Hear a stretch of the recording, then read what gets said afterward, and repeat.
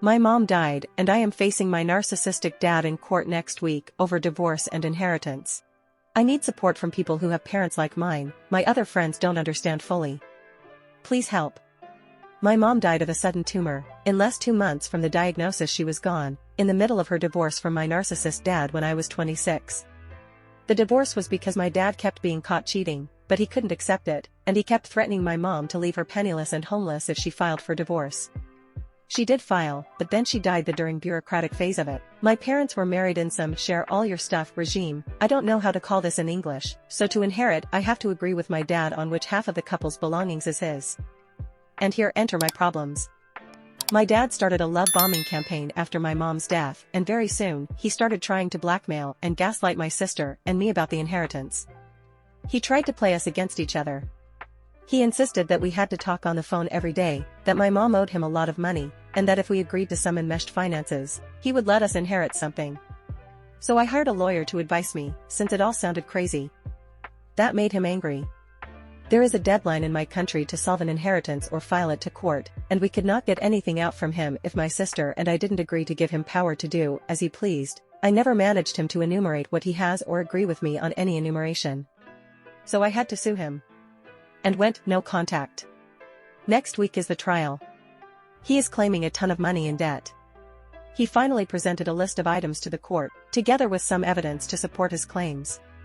I have discovered as evidence comes out that he was also cheating economically on my mom, but also that he has some evidence to back some of his crazy-sounding claims. I feel terrified. I feel like I am a little kid again. At this point, I am not sure I can renounce the inheritance anymore. I am terrified, he is right, and I go bankrupt. My lawyer says he is crazy and most of my dad's claims won't go through, but my father says my lawyer manipulates me to keep my money, and it's driving me crazy. I also feel terribly guilty. What if he is right and I have sued him and I am wrong? By doing this, I gave my sister the opportunity to finish her uni without going into debt and having to quit, so it was worth it, but still feel guilty. Thank you for reading me if you made it this far. Sorry, English is not my first language. Update. A while ago, I made a post. In short, my mother died suddenly in the middle of her divorce with my narcissist dad.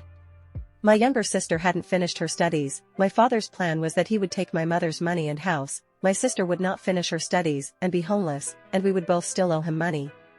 Everything was his, and I was stupid because I didn't understand. And he insisted that I gave him power of attorney and let him handle it. So, I hired an attorney and sued him. Today the court case has been solved. There is no more room for him to appeal. We won.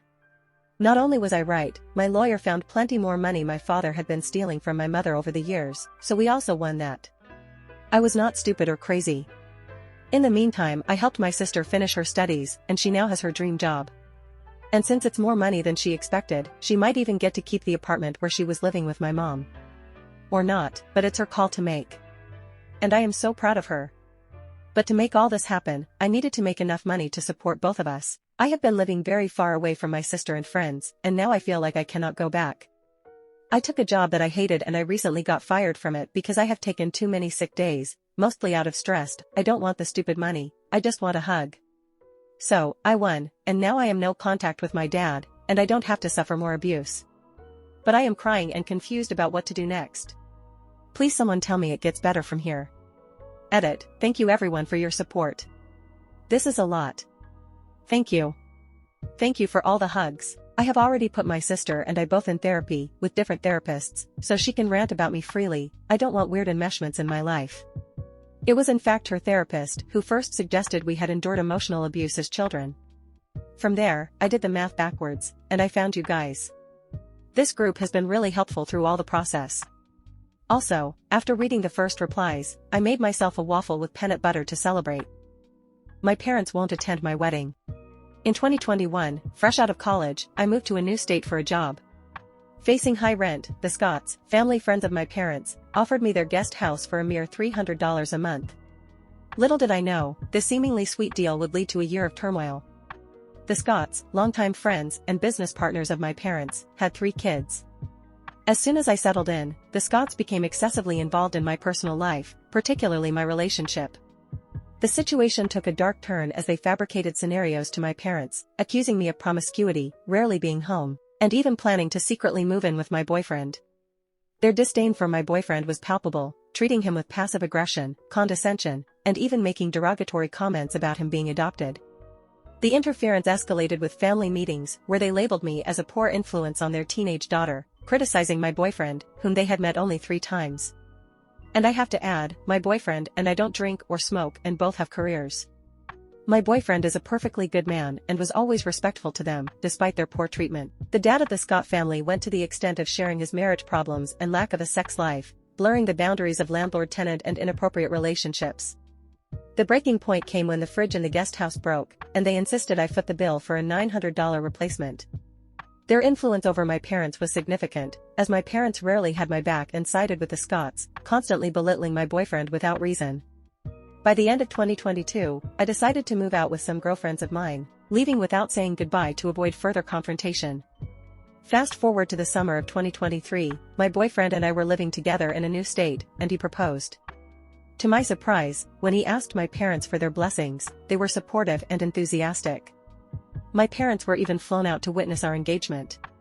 As we delved into wedding planning in the fall of 2023, my fiancé's parents generously offered to finance the wedding.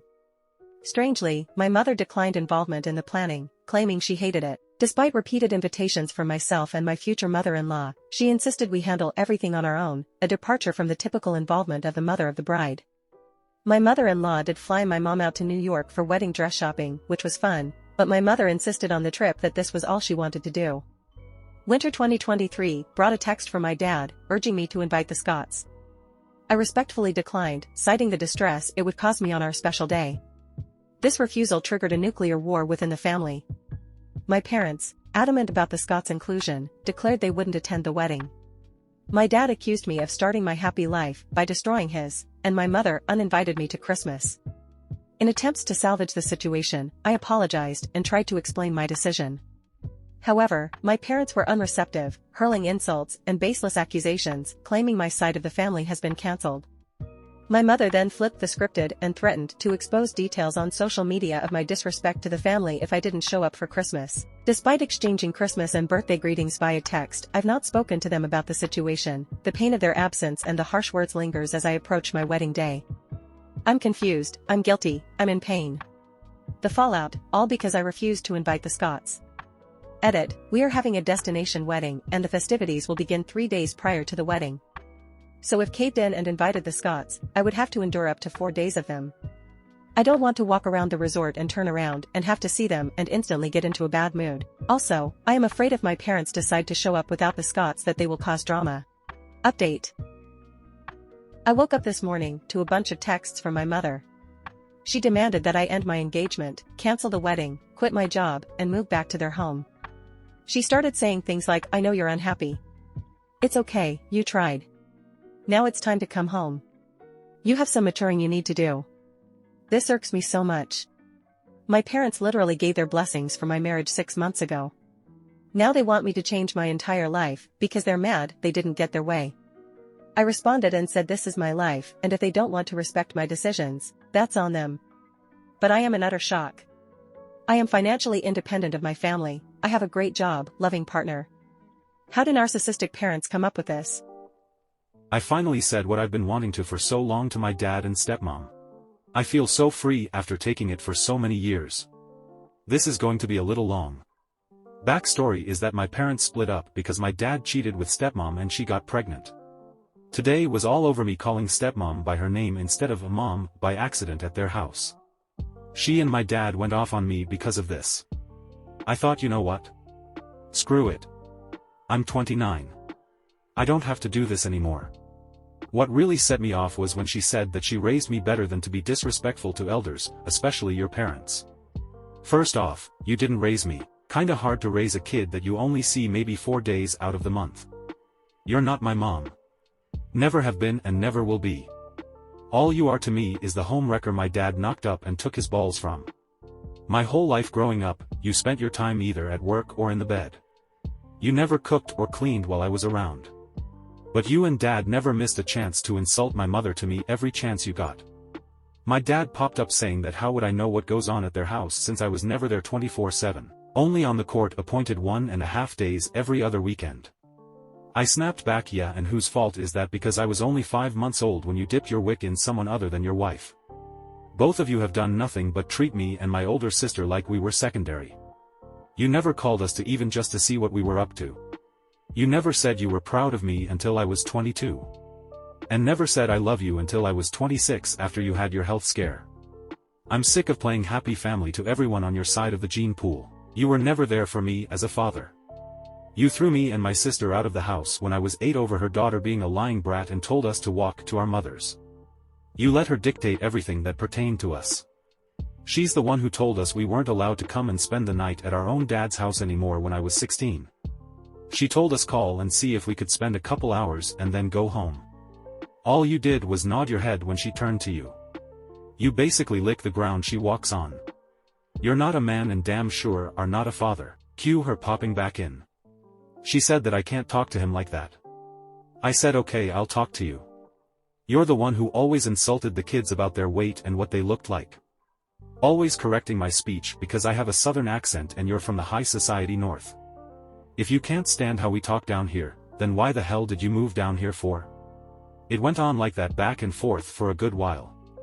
I ended up saying I have no ties to her now because I'm grown and don't have to even acknowledge she even exists. And Dad, if you ever decide to get your head out of her ass and grow a set, then call me and we can talk like father and son. Until then, screw the both of you and the high horse that brought you here. I left and I'm ignoring all the calls and texts. I've said what I've been longing to and I'm moving on. I may regret this later on, but for now I'm just going to live my life. Thanks for reading all of this. If you could stand my rant this long. I just had to tell someone and thought, why not here? This is the end of today's stories. Don't forget to like and subscribe. See you soon.